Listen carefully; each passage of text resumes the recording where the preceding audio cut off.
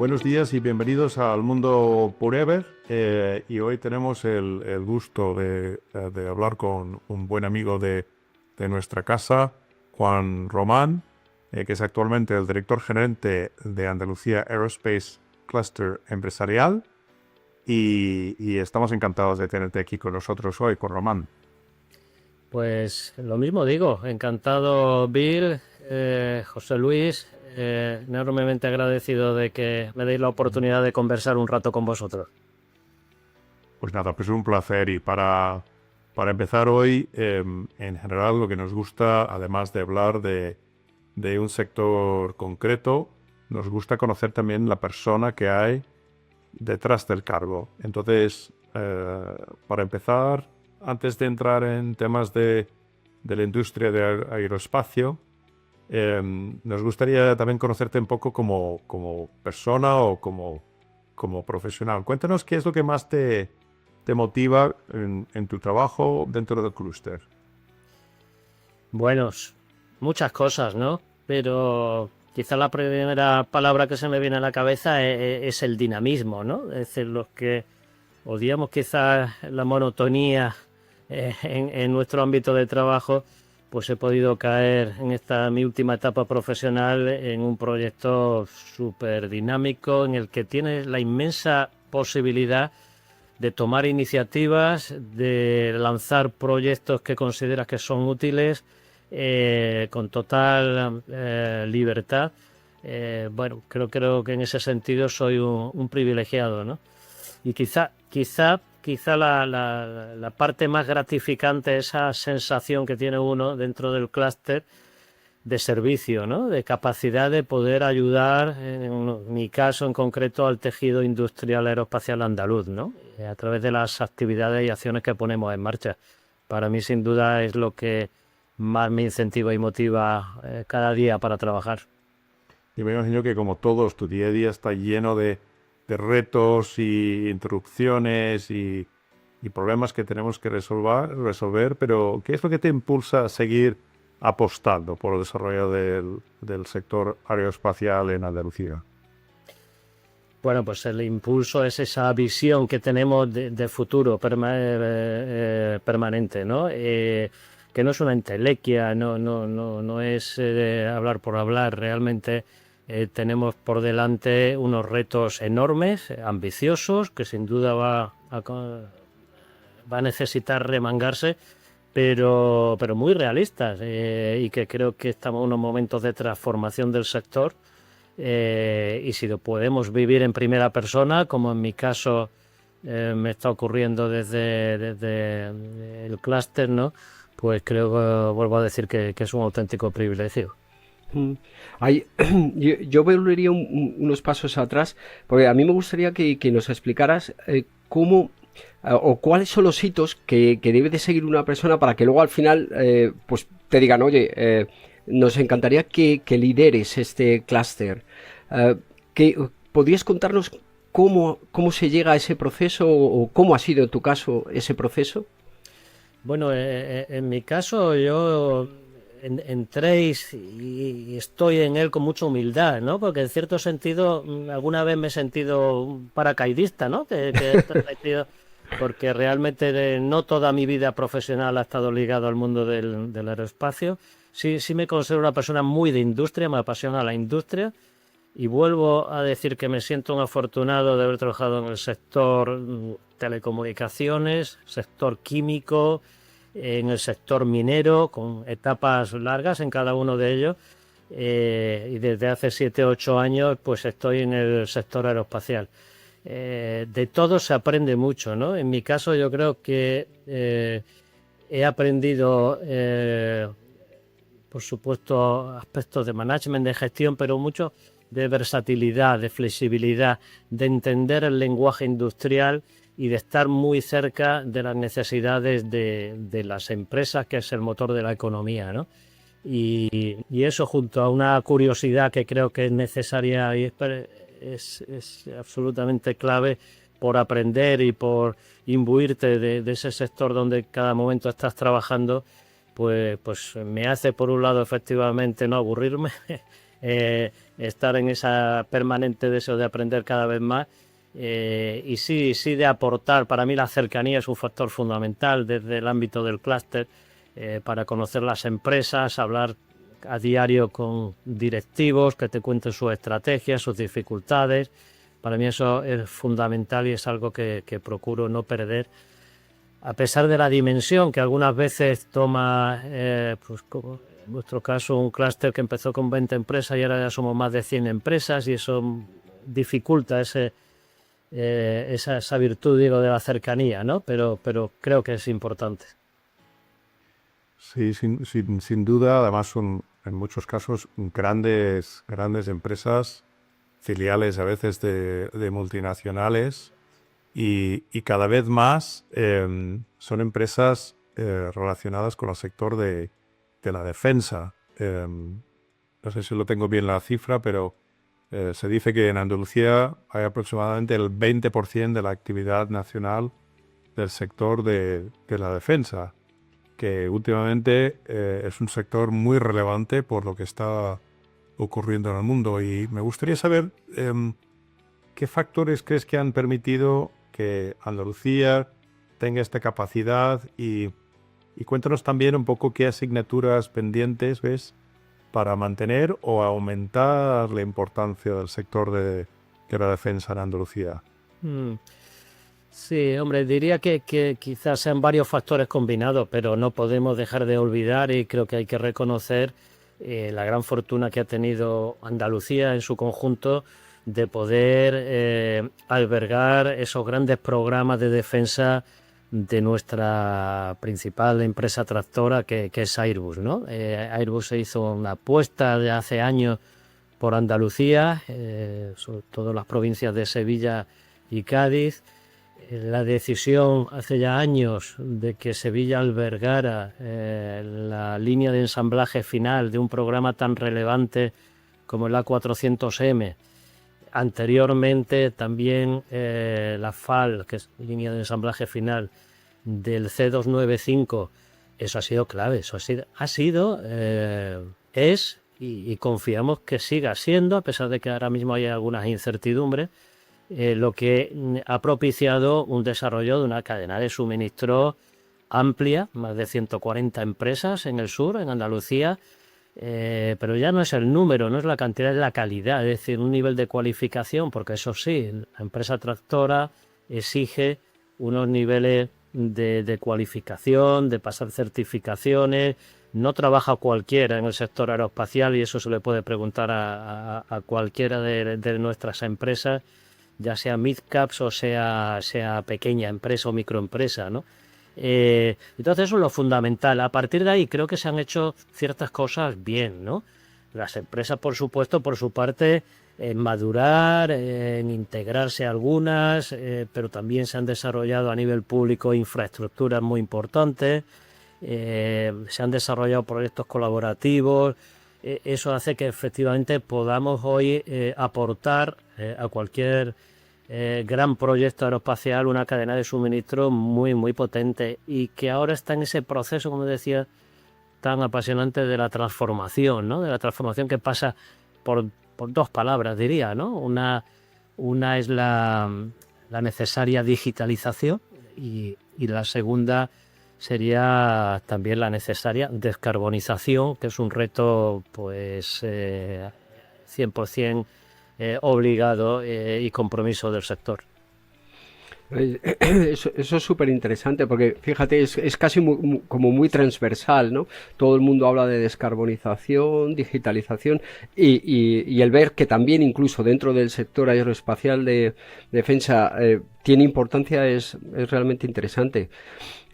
Y hablando de la cadena de suministro, claro, al final en esa cadena, ¿no? Donde hablamos de subcontratistas, proveedores de distintas tecnologías, yo entiendo, y corrígeme si estoy equivocado, que habrá muchísimos intereses contrapuestos, o por lo menos no muy alineados.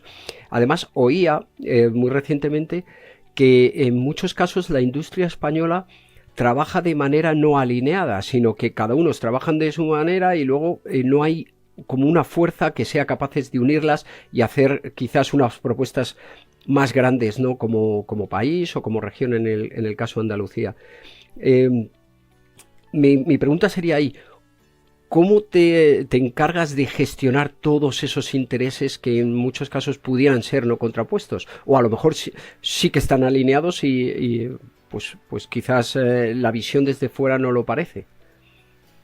Sí, es interesante lo que comenta José Luis. El sector está atomizado, ¿no? Con lo cual eso puede contribuir un poco a lo que tú dices de cierta falta de alineación, que no creo que sea realmente la fotografía global completa, pero esa atomización muy discutida en el sector, ¿no? De si es necesario pues ir a integración, a una cadena de suministro mucho más integrada, es lo idóneo o no. Parece que las tendencias iban por ahí, pero también digo que en mis 7-8 años que llevo ya en el sector, pues tampoco he visto realmente que desde las OEM, desde las empresas tractoras, haya una exigencia en ese sentido, con lo cual yo también muchas veces defiendo ese grado de especialización altísima que tienen empresas no muy grandes, que no son de un tamaño excesivamente importante.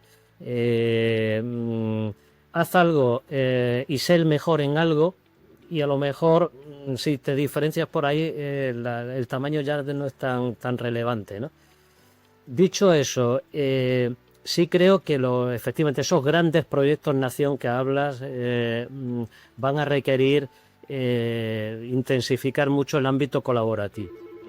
Nosotros desde el clúster lo que hemos procurado es fomentar mucho esa integración de capacidades. Como había un nivel de especialización alto, júntense ustedes, y para ello yo creo que el nexo de unión es el clúster, y aborden o sean capaces de presentar propuestas factibles, aportando esa complementariedad de capacidades. Eso nos parece fundamental.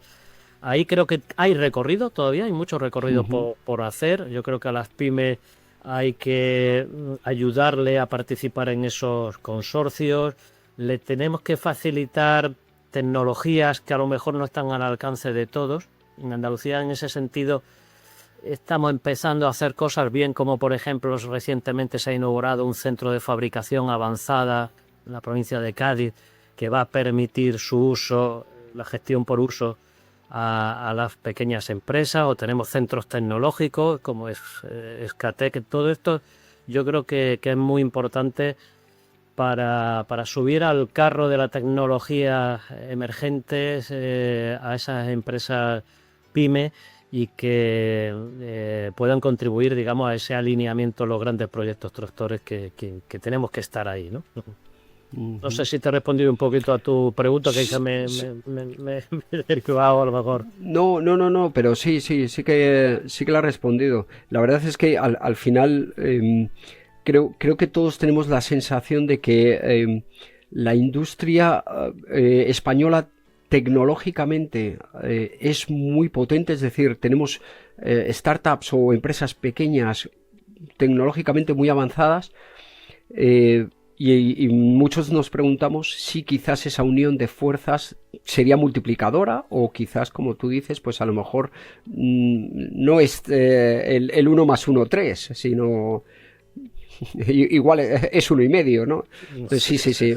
Te agradezco la respuesta. Ahora, lo que sí es importante, efectivamente, es marcar el sendero, marcar las líneas de actuación. Yo creo que en ese sentido también desde el clúster hemos ido intentando marcar un poquito de estrategia. Por ejemplo, con nuestro organismo público regulador, que es la Junta de Andalucía, pues nuestro ámbito es la región.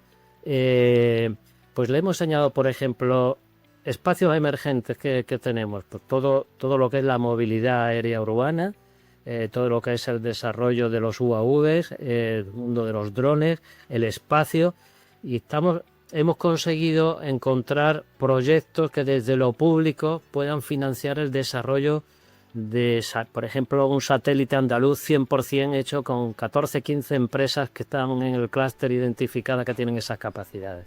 Yo creo que es la línea, eso es lo que puede posicionarnos en negocios que sin duda son crecientes, ¿no? Hace un rato te mencioné la cifra de un 20% del sector de defensa en España está centrado en Andalucía, y sin duda Andalucía es importante para el sector.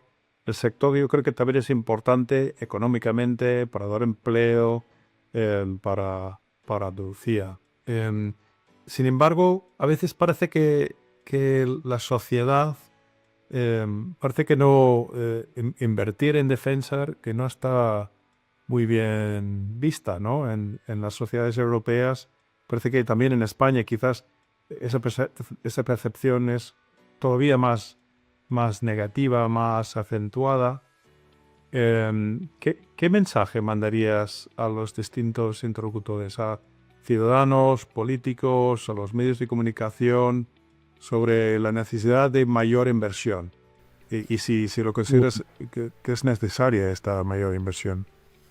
Sí, llevas toda la razón. Efectivamente, el mensaje quizá ha sido equivocado, ¿no? Siempre cuando se ha hablado de defensa, pues gasto en armamento militar, gasto para promover la guerra, y yo entiendo un poco a la sociedad en su conjunto, que todos queremos un entorno pacífico, tranquilidad, y hay muchas prioridades, educación, sanidad y tantas otras, y parece que pues el gasto en armamento pues no se entiende fácilmente. Puedo llegar a entenderlo perfectamente, ¿no? Pero sí es cierto que creo que se está ahora mismo promoviendo, digamos, ese cambio de percepción al que tú aludías. ¿Y por qué? Porque se están empezando a percibir otra serie de cosas que van ligadas al gasto en defensa, y que coincido contigo, Bill, que hay que hacer mucha didáctica, ¿no? Hay que trasladar que qué supone invertir en defensa. Supone, tú lo has dicho, es un empleo, pero un empleo muy, muy cualificado, como probablemente no haya en muchos sectores.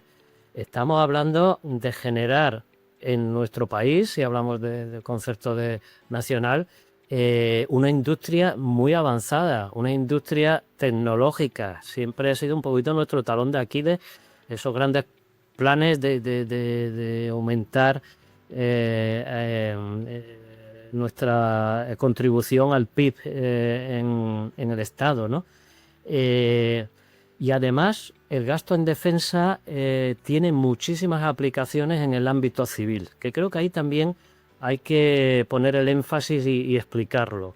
El gasto en defensa sirve, pues desgraciadamente últimamente tenemos tantas emergencias, la climática, las danas que hay por el Levante, o en verano tema de incendios, donde las tecnologías que se están aplicando en la industria de defensa son claramente aplicables y empiezan a poder utilizarse para minimizar los efectos de esas emergencias, ¿no? Por lo tanto, yo creo que hay que explicar hay que explicar mucho todo esto, y es lo que hace que el concepto también que ahora venimos repitiendo mucho, que es el de soberanía estratégica, ¿no? Es decir, desde la industria lo que queremos tener es esa soberanía estratégica industrial, es decir, que realmente seamos capaces, y cada vez más desde nuestro país, de no tener unas dependencias geopolíticas externas, sino que seamos capaces de como país de mantener esa soberanía desarrollando una industria pues, muy, muy puntera. Sí, yo siempre me he preguntado que por qué la gente no entiende que se llama gastos en defensa y no gastos en ataque. Pero bueno, parece ser que cuesta.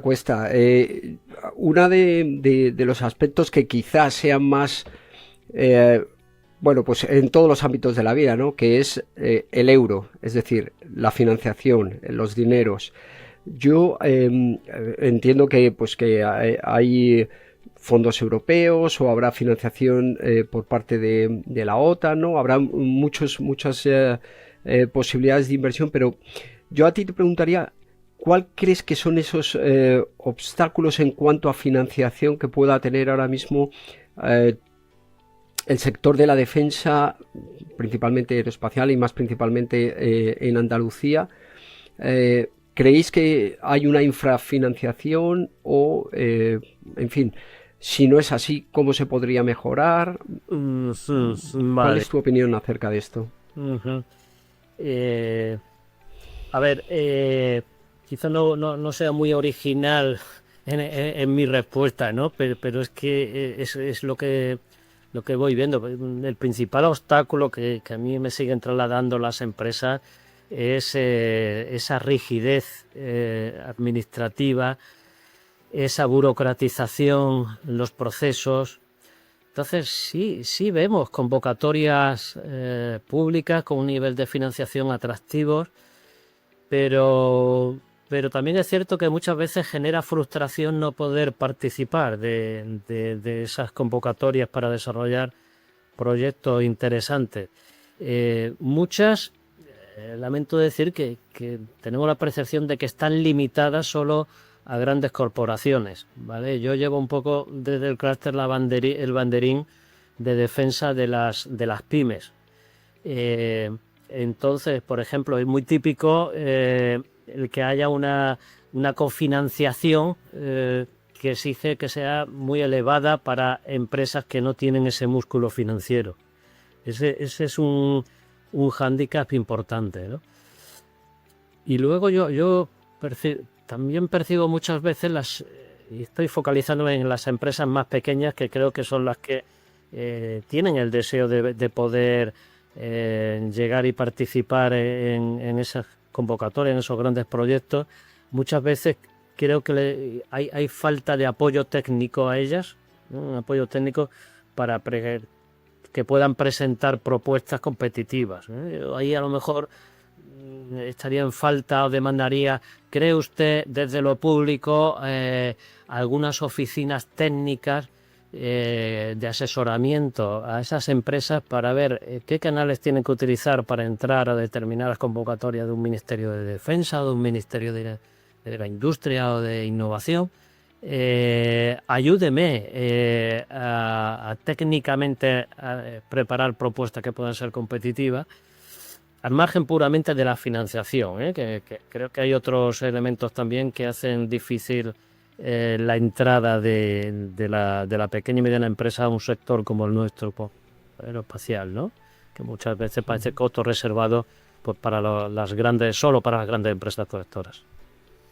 Nos quedan un par de preguntas más. Uno de los temas que mencionaste antes, Juan Román, es que la gente a veces no nos damos cuenta de las aplicaciones civiles, de innovaciones y de la tecnología desarrollada en el sector de defensa. Bueno, de hecho, hoy nosotros tres estamos haciendo una entrevista por Internet y si no recuerdo mal, el Internet se desarrolló como un sistema para replicar información en Estados Unidos en el caso de una guerra nuclear. Y fíjate cómo ha transformado el mundo, el mismo Internet. Entonces, con eso en mente, me preguntaría, o sea, que nos puedes contar tecnologías emergentes que hay hoy en día, pues no sé, pues en el mundo de los drones, materiales, inteligencia artificial, movilidad.